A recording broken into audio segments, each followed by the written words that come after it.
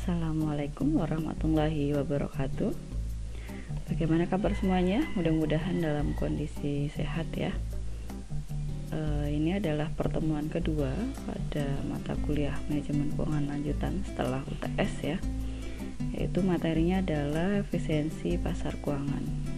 Jadi lebih khususnya nanti ke pasar modal gitu ya. Kayak mungkin tidak asing ya dengan kata-kata pasar modal. Itu pasar tempat jual belinya sekuritas gitu ya, transaksi saham misalnya seperti itu.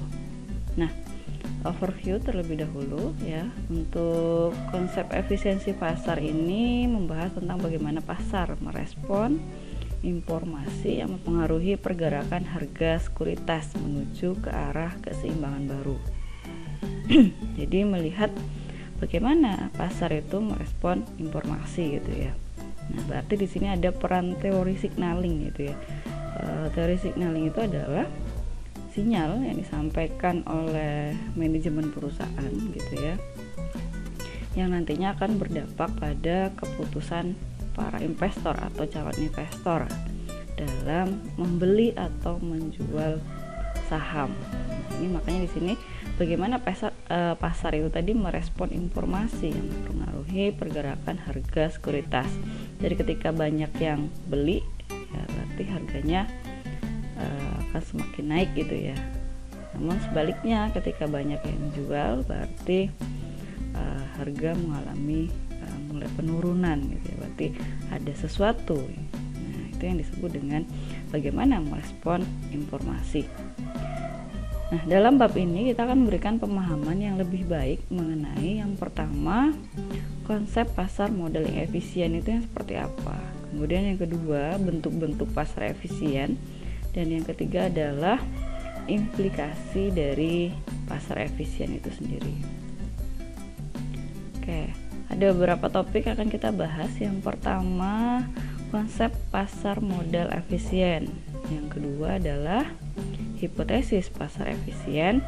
Yang ketiga, pengujian terhadap hipotesis pasar efisien yang terdiri dari pengujian prediktabilitas return ya. Kemudian yang kedua, studi peristiwa atau event studies.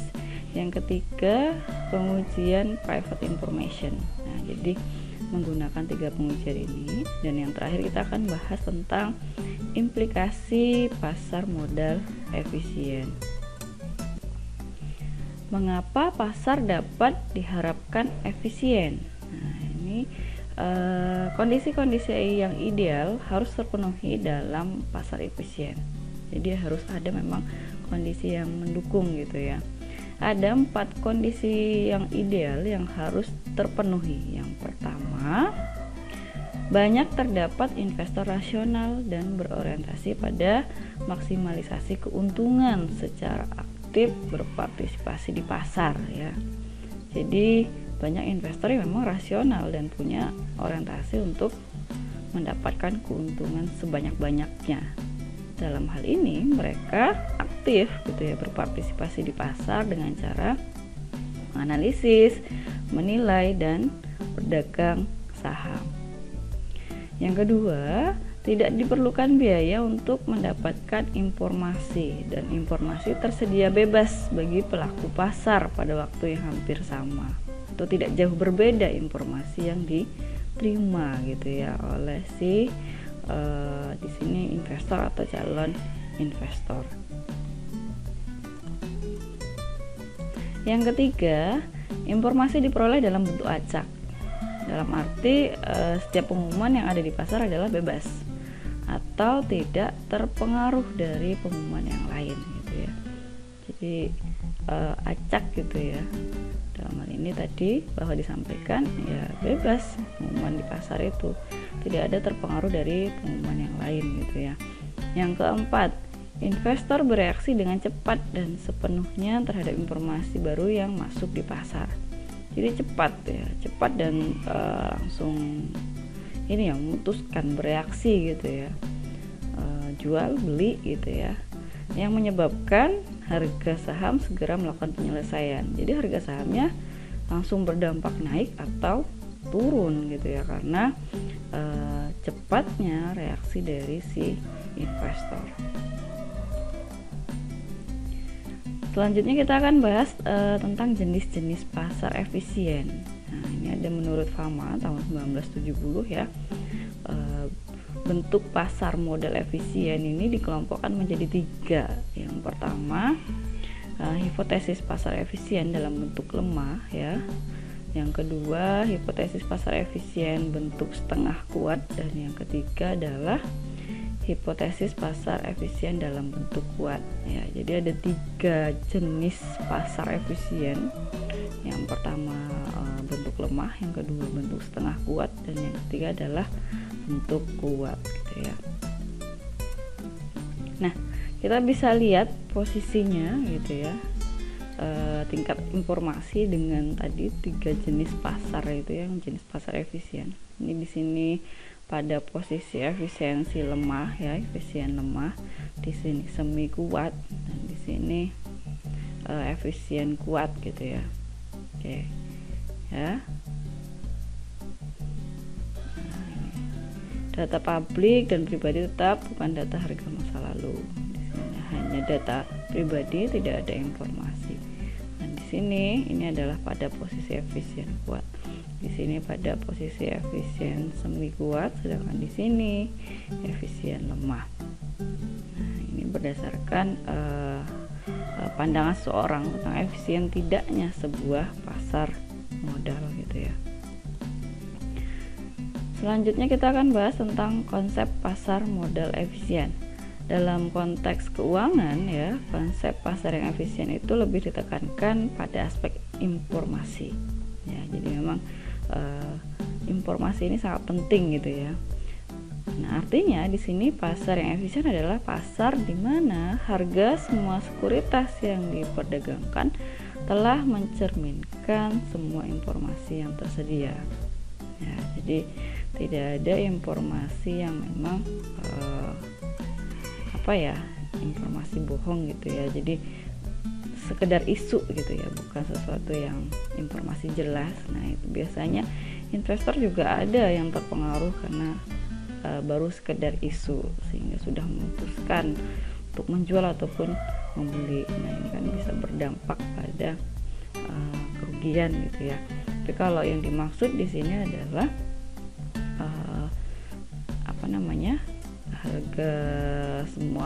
harga semua sekuritas ini yang diperdagangkan telah mencerminkan semua informasi yang tersedia. Dalam hal ini informasinya adalah informasi yang valid gitu ya. Informasi yang tersedia bisa meliputi semua informasi, baik informasi di masa lalu, misalnya laba perusahaan tahun lalu. Nah, ini kan bisa dilihat pada annual report ya, maupun informasi saat ini, misalnya rencana kenaikan dividen tahun ini. Nah, ini kan jelas ya, biasanya dilakukan konferensi pers oleh si manajemen perusahaan gitu ya. Nah, serta informasi yang bersifat sebagai pendapat atau opini rasional yang beredar di pasar yang bisa mempengaruhi perubahan harga. Jadi kalau pendapat atau opini rasional berarti kan ada dasarnya dalam menyampaikan pendapat. Jadi tidak sekedar isu gitu ya. Konsep tersebut menyiratkan adanya suatu proses penyesuaian harga sekuritas menuju harga keseimbangan yang baru, sebagai bentuk respon atas informasi yang baru masuk ke pasar gitu ya. Jadi ketika memang ada informasi tadi, nanti akan ada proses penyesuaian harga sekuritas, yaitu menuju harga keseimbangan yang baru karena adanya respon dari investor akan informasi yang ada gitu ya. Nah, ilustrasinya seperti ini ya. Jika pasar efisien, maka informasi tersebut akan dengan cepat tercermin pada harga saham yang baru. Nah, jadi posisinya seperti ini. Awalnya di sini, misalnya kemudian ada informasi kebijakan kenaikan dividen, nah, maka langsung ya naik segera gitu ya, penyesuaian dari 1000 langsung 1200 gitu ya. Akan tetapi jika proses penyesuaian harga pasar saham tersebut tidak berjalan dengan efisien, maka akan ada lag gitu ya. Ada lag dalam proses tersebut, dan hal ini ditunjukkan pada garis putus-putus ya. Ini ya. Nah, ini lag. Di sini berarti kan pasar tidak efisien gitu ya, tidak merespon atas informasi yang ada gitu ya. Karena mungkin pasar itu kan kadang punya kategori ya, ada yang kategorinya suka dengan dividen gitu ya. Ketika ada pengumuman dividen ya, mereka tidak berdampak langsung pada pengambilan keputusan, tapi mereka lebih menyukai misalnya capital gain dibandingkan dividen. Nah, ini kan informasi yang ada tidak berdampak pada investor yang memang menyukai capital gain gitu ya, kalau informasinya dalam bentuk dividen. Kondisi untuk tercapainya pasar efisien, yang pertama ada banyak investor yang rasional dan berusaha untuk memaksimalkan profit ya. Jadi banyak investor yang rasional dengan tujuan untuk mendapatkan keuntungan profit gitu ya. Yang kedua, investor merupakan price taker. Jadi dia yang mempengaruhi harga gitu ya, sehingga tindakan dari satu investor saja tidak akan mempengaruhi harga dari sekuritas. Jadi kalau investornya sahamnya hanya sedikit gitu ya, ketika dia jual itu tidak akan berdampak langsung terhadap penurunan harga saham gitu ya. Tapi kalau investornya punya saham banyak di perusahaan tersebut dan tiba-tiba menjual, nah berarti kan itu bisa langsung berdampak ya. Yang ketiga, semua pelaku pasar dapat memperoleh informasi pada saat yang sama dengan cara yang murah dan mudah. Ya, sebenarnya kalau sekarang sih informasinya sangat banyak gitu ya, bisa diakses di annual report gitu ya. Kemudian apalagi sekarang ada media khusus ya membahas tentang bagaimana kondisi pasar saham gitu ya, misalnya dengan ada televisi gitu ya, televisi IDX gitu ada. Yang keempat, informasi yang terjadi bersifat random.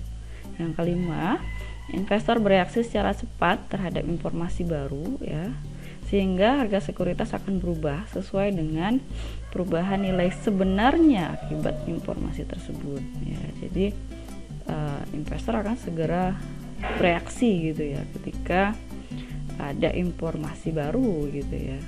Nah, ini akan berdampak pada harga dari sekuritas. Selanjutnya kita akan bahas hipotesis pasar efisien ya. Jadi aspek penting dalam menilai efisiensi pasar adalah seberapa cepat suatu informasi baru diserap oleh pasar yang tercermin dalam penyesuaian menuju harga keseimbangan yang baru. Jadi ini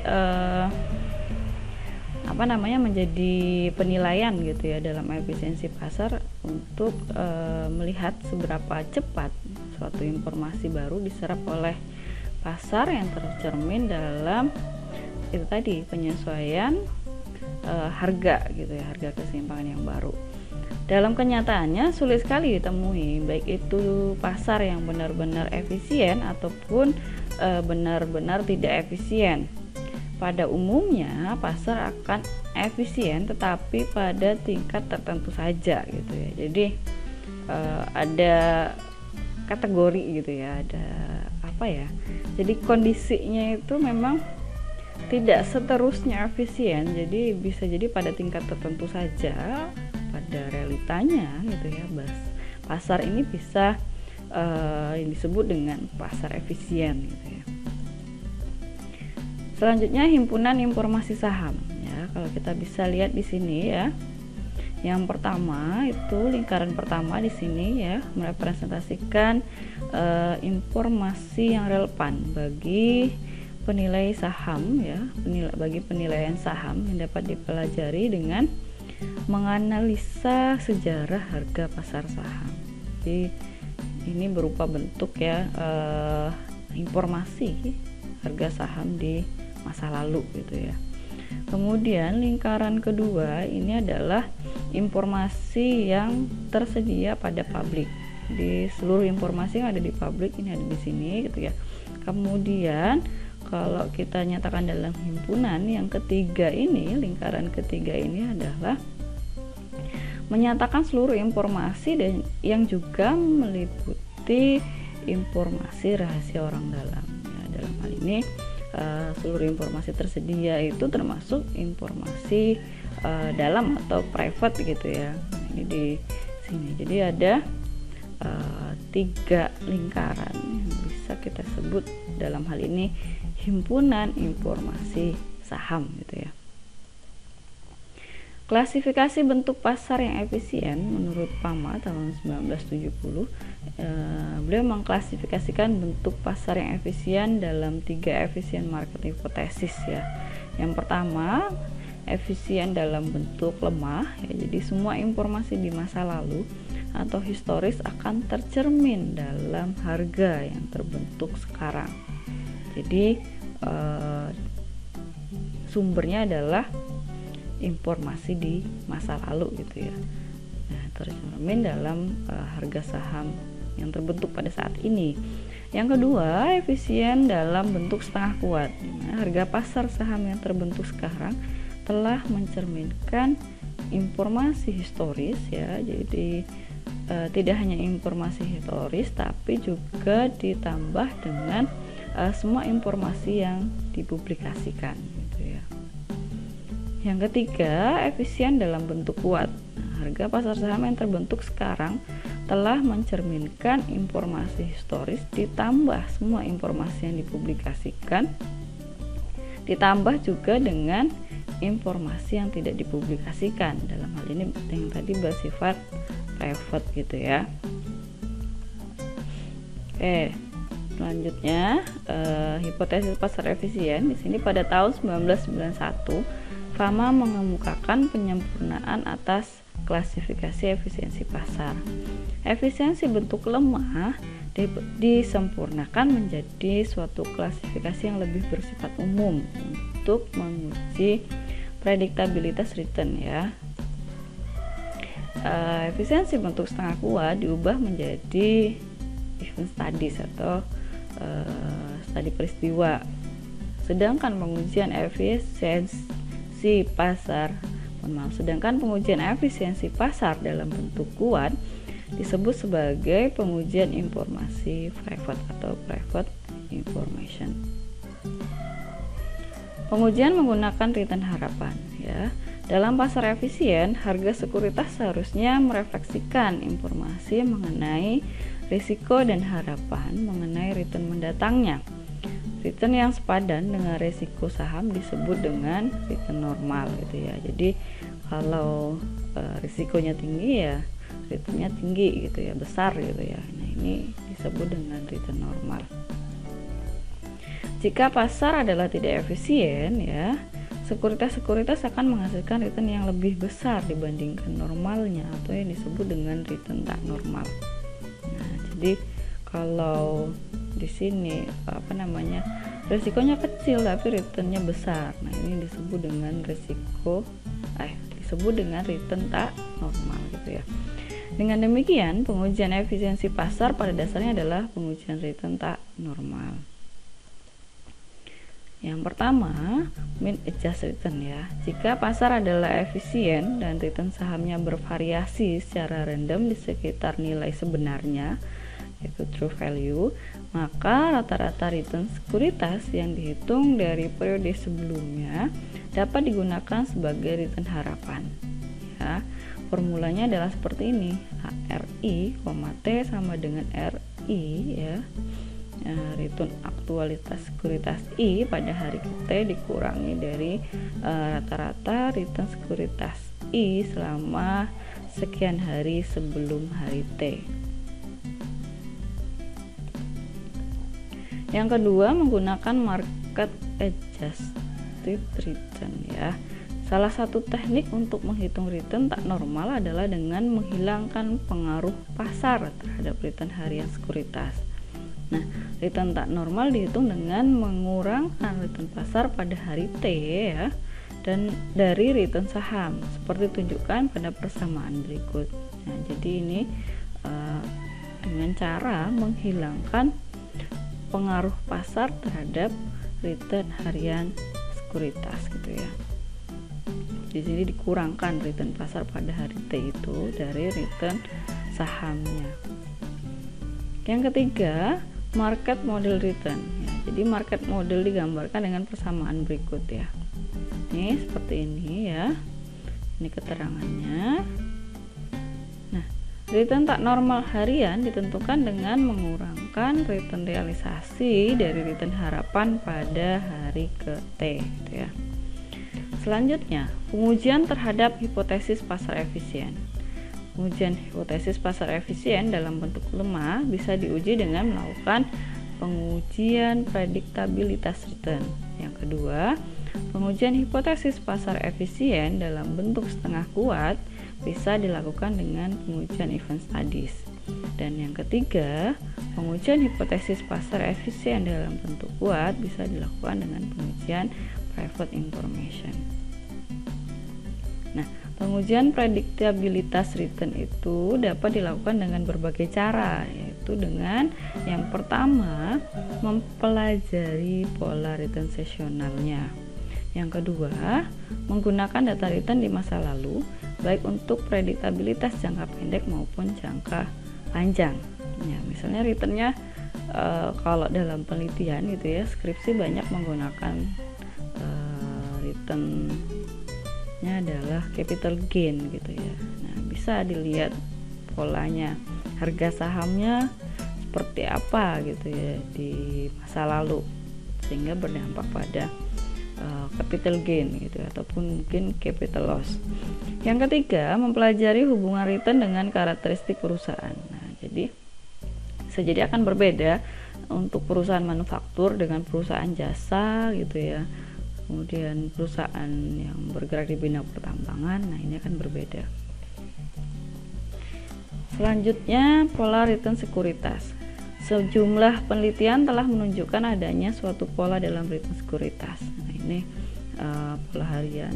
Kalau hari Senin gitu ya, lebih rendah dibandingkan hari lain. Selasa mulai mengalami kenaikan, Rabu kenaikan, Kamis menurun, Jumat ya naik lagi gitu ya.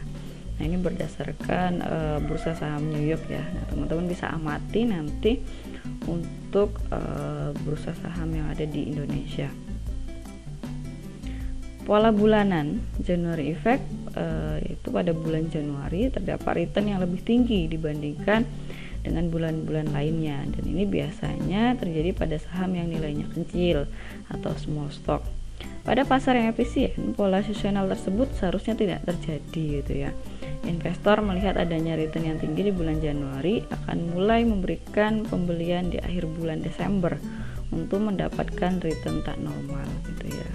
Nah, ini kan nanti akan berdampak pada ini ya, pembagian dividen gitu ya. Selanjutnya, memprediksi return dari data return di waktu lalu. Itu prediksi jangka pendek. Pengujian prediksi jangka pendek biasanya dilakukan untuk mengetahui apakah return pada periode sebelumnya, biasanya sehari atau beberapa hari sebelumnya, dapat digunakan untuk memprediksi return hari ini. Nah, beberapa cara pengujian dapat dilakukan. Yang pertama, uji korelasi. Yang kedua, bisa run test atau filter test, dan kekuatan relatif sekuritas.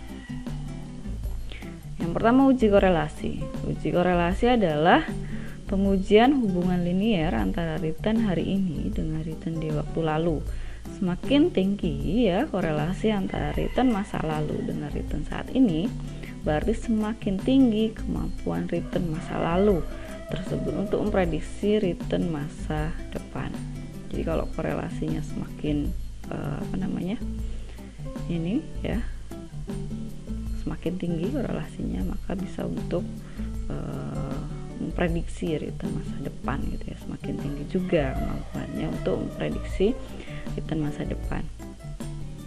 Secara matematis bisa dibuat persamaan seperti ini ya. Dalam hal ini A-nya adalah tingkat return yang diharapkan yang tidak berhubungan dengan return sebelumnya, sedangkan B adalah besarnya hubungan antara return di waktu yang lalu dengan return hari ini. Yang kedua, menggunakan run test ya. Pada analisis run ini, perubahan harga ditandai dengan tanda positif ya bila terjadi kenaikan harga, negatif kalau terjadi penurunan, dan 0 bila tidak terjadi perubahan. Urutan tanda yang sama di antara tanda-tanda yang berbeda disebut dengan run ya. Misalnya perubahan harga sebuah sekuritas, positif berarti naik, turun, naik, tidak ada perubahan, stabil gitu ya. Nah, di sini ada 4 run gitu ya. Naik, turun, naik, kemudian stabil, tidak ada perubahan harga. Bila perubahan harga sekuritas mempunyai hubungan atau korelasi yang positif dari waktu ke waktu, maka diharapkan akan terjadi sedikit perubahan run. Sedangkan jika terdapat korelasi negatif, maka akan banyak perubahan run yang terjadi. Jadi positif, negatif, 0, positif, negatif. Nah, itu kan semakin banyak terjadi perubahan run gitu ya. Yang ketiga, menggunakan filter test. Pola return yang lebih kompleks bisa juga menghasilkan return tak normal. Teknik analisis filter rule ya, filter rule-nya biasanya dilakukan dengan membandingkan return yang didapat jika melakukan strategi perdagangan aktif tertentu dengan return yang didapat jika investor melakukan strategi beli dan simpan atau buy and hold strategi gitu ya. Nah, strategi perdagangan ini akan menunjukkan kapan investor sebaiknya melakukan pembelian dan kapan investor sebaiknya menjual sekuritas tersebut atau yang sering disebut dengan timing strategi. Jadi beli gitu ya pada harga murah, kemudian dia tahan gitu, ketika harganya naik ya, dia jual gitu ya, maka akan capital gain-nya akan lebih besar gitu ya. Yang keempat, relative strength ya. Salah satu cara yang banyak dikenal ya untuk mengkombinasikan informasi harga sekuritas di masa lalu untuk memilih saham adalah dengan cara kekuatan relatif. Levy 1967 yaitu dengan cara membandingkan harga suatu saham saat ini dengan harga rata-rata saham selama beberapa periode. Maka relative strength tersebut bisa dilihat dengan cara seperti ini. Ya, harga saham saat ini dibagi dengan rata-rata saham selama beberapa periode. Memprediksi return dari data return di waktu lalu, dalam hal ini jangka panjang. Fama dan Friends ya 1988 serta Peterba dan Summers 1988 telah meneliti korelasi return dengan jangka waktu pengujian yang relatif lebih lama. Fama dan Friends melakukan pengujian dengan menggunakan data periode 1926 sampai 1985 ya, menemukan bahwa terdapat korelasi sebesar negatif 0,25 untuk jangka waktu 3 tahun dan korelasi sebesar negatif 0,40 untuk jangka waktu 4 tahun. Akan tetapi hasil ini banyak diragukan karena adanya kelemahan dalam statistik dan setelah tahun 1940 korelasi tersebut sangat kecil dan tidak signifikan. Nah, jadi teman-teman bisa melakukan nanti kalau ambil penelitian di keuangan ya, bisa kalau mau meneliti ya silakan gitu ya. Yang selanjutnya, hubungan return dan karakteristik perusahaan. Telah banyak penelitian menemukan adanya hubungan antara karakteristik perusahaan dengan return tak normal. Beberapa karakteristik tersebut, misalnya di sini ukuran size gitu ya, kemudian nilai pasar dibagi dengan nilai buku atau market to value, dan dividen dibagi dengan harga saham atau earning price-nya. Size effect ya, BEN 1981 menunjukkan bukti empiris paling awal mengenai adanya size effect, yaitu adanya kecenderungan saham-saham perusahaan kecil ya yang mempunyai return yang lebih tinggi dibandingkan saham-saham perusahaan besar. Kemudian untuk nilai pasar ya dibagi dengan nilai buku, itu penelitian menemukan bahwa ada perbedaan return antara saham yang mempunyai market to book value lebih tinggi dibandingkan saham yang mempunyai market to book value lebih rendah. Saham-saham yang punya market to book value yang lebih tinggi akan cenderung mempunyai tingkat return yang lebih besar dibandingkan saham-saham yang punya market to book value rendah gitu ya. Kemudian untuk earning price ya, Basus 1977 melakukan penelitian mengenai hubungan antara rasio earning berprice ya dengan tingkat return tak normal, mana menggunakan CAPM ya. Ya mungkin teman-teman tidak asing dengan CAPM ya. Nah, ini bisa dilihat hasil penelitiannya si Basu secara sederhana digambarkan seperti ini. Ya, ini mengalami rata-rata return tahunannya mengalami kenaikan gitu ya. Selanjutnya kita akan bahas event studies ya. Penelitian yang mengamati dampak dari pengumuman informasi terhadap harga sekuritas yang sering disebut dengan event studies. Nah, penelitian event studies ini umumnya terkait dengan seberapa cepat ya suatu informasi yang masuk ke pasar dapat tercermin pada harga saham. Oke. Nah, metodologi studi peristiwa yaitu pertama dengan mengumpulkan sampel ya berupa perusahaan-perusahaan yang punya pengumuman yang mengejutkan pasar gitu ya. Tiba-tiba misalnya yang biasanya tidak beberapa tahun tidak membagikan dividen, kemudian tiba-tiba membagikan dividen dalam jumlah besar, itu kan mengejutkan pasar. Yang kedua, mengidentifikasi hari pengumuman atau eventnya. Yang ketiga, menentukan periode analisis ya. Periode analisis dibagi menjadi dua, yaitu yang pertama periode estimasi untuk menghitung return yang diharapkan ya. Jadi periode estimasinya berapa lama itu ya.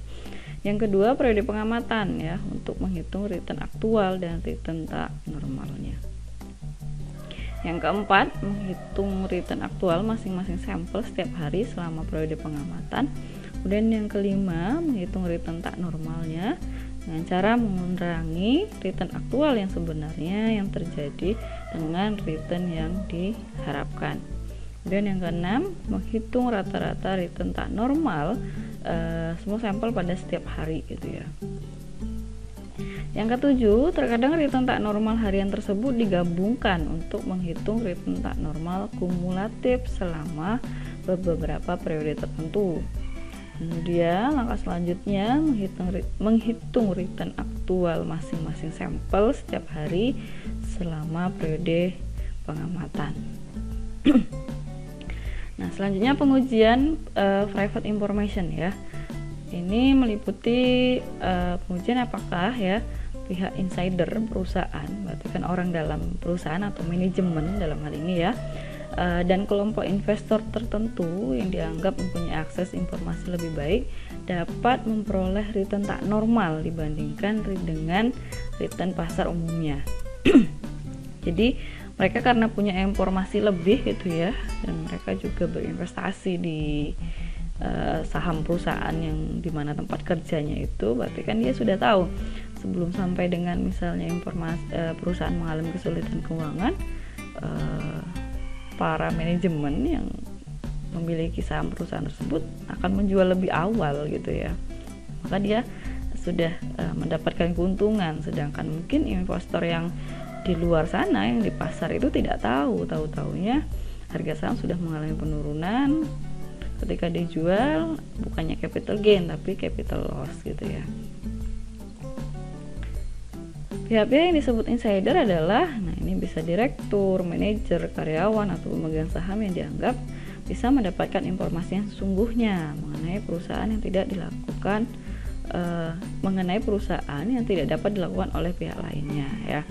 Jadi memang tadi seperti saya ilustrasikan ya, pihak insider umumnya diharuskan melaporkan kegiatan perdagangan kepada suatu komisi yang bertindak sebagai pengawas bursa. Jadi kalau memang ada informasi yang sifatnya private ya diminta untuk menyampaikannya ke pengawas bursa gitu ya. Implikasi pasar modal efisien ya, belum semua kaum praktisi pasar modal bisa menerima konsep mengenai pasar yang efisien ini ya.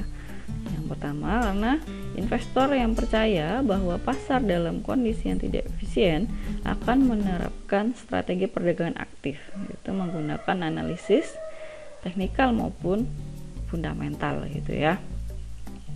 Sedangkan kalau bagi yang investor yang percaya ya adanya pasar itu dalam kondisi efisien, ini akan kecenderungan menerapkan strategi perdagangan pasif ya, dengan membentuk portofolio yang bisa mereplikasi indeks pasar.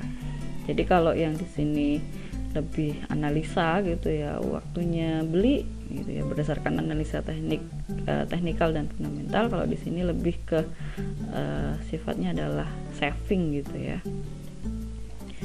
Oke, itu saja terkait materi efisiensi pasar keuangan, khususnya pasar modal dalam pertemuan kali ini ya. Nanti kita lanjutkan dalam forum diskusi jika memang ada materi yang saya sampaikan kurang dipahami. Kemudian juga nanti akan ada assignment atau tugas yang bisa teman-teman kerjakan. Tujuannya adalah teman-teman bisa mengenal lebih dalam gitu ya, bagaimana pergerakan harga saham yang terjadi di Bursa Efek Indonesia ya. Oke, lebih lanjut kita nanti sambung di e-learning. Mudah-mudahan ini bermanfaat. Kurang lebihnya saya mohon maaf ya. Saya akhiri, wabillahi taufiq wal hidayah. Wassalamualaikum warahmatullahi wabarakatuh.